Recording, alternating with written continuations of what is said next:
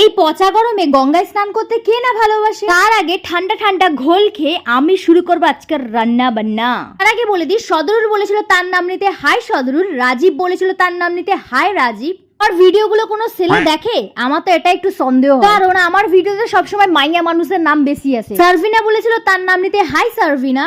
আজকে যে রান্নাটা করছি সেটা হচ্ছে শসার তরকারি, যেটা আমি আগে কখনো রান্না করি না। এইদিকে ছিল উচ্ছে ভাজা আর ডিমের ঝোল। এদিকে কেরামতি দেখে আমি একটু আম কাটছিলাম, কিন্তু কেরামতি দেখাতে গিয়ে আমার হাতটা কেটে যেতেই পারতো, হিহি, তাও আমি কেরামতি দেখাবো। আর এখানে কত সুন্দর সুন্দর মাটির জিনিস, কিন্তু আমার কাছে টাকা ছিল না, হিহি।